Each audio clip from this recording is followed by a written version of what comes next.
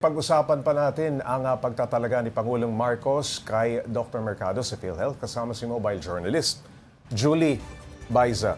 Okay, Julie, may sinabi bang dahilan kung bakit pinalitan bigla ni Mercado si dating PhilHealth President Ledesma? Paps, kanina nga humarap sa atin si bagong PhilHealth President Mercado.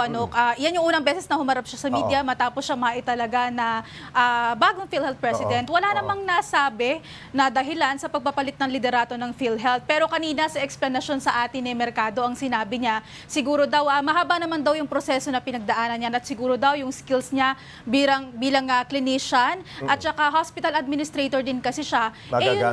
Yun daw yung isa sa mga pinakamalalaking dahilan kung bakit siya napili. Kanina din, Paps, doon sa briefing kasama siya, inisa-isa nga niya yung mga plano niyang gawin para maisaayos yung sinasabi niyang sakit ng PhilHealth. Kasi ang sabi niya, nakikita niya ngayon, kailangan daw lunasan yung problema sa mabagal na proseso, yung pag-claims, at saka pangalawang problema pa yung daw financial reporting. So yan din yung mga binanggit niya kanina. Okay, naging usapin din ang zero subsidy sa PhilHealth ngayong taon. Hindi ba ito nakikitang hadlang ni Dr. Mercado para sa pagbibigay nila ng serbisyo?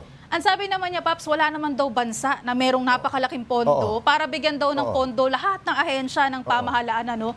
Kaya kung ano man daw yung meron o maibibigay sa kanila, efficiency daw ang gagawin ng PhilHealth at iyon, kumbaga pagkakasyahin nila kung ano man yung pondo. Okay, Julie, bukod dun sa limitahan ang paggastos ng PhilHealth, ano pa ba ang utos ni PBBM kay Mercado? Kahapon nga, Paps, nung nanumpa siya, nagkaroon siya ng pagkakataon na makausap si PBBM. At isa pa sa marching order ng Pangulo, palawigin daw yung benepisyo na ibinibigay sa mga PhilHealth members at sa mga Pilipino. And through that, kailangan daw i-consolidate muna nila, Paps, yung datos. Kapag ka daw may enough na data na kung magkano nga yung kakailanganin para magtuloy-tuloy yung benepisyo ng, maayos na benepisyo para sa mga Pilipino, mas maipaglalaban na kung hihingi man ng karagdagang pondo kasi ngayon nga, zero subsidy.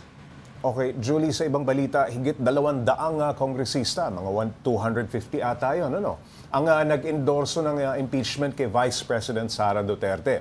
May reaksyon na ba dito ang palasyo?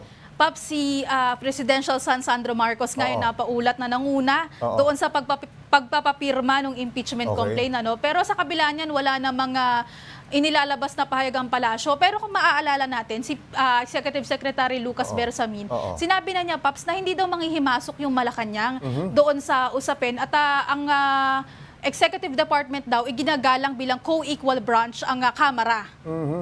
Mukha bang hindi nang himasok? Well, maraming salamat. Mobile Journal Julie Baiza.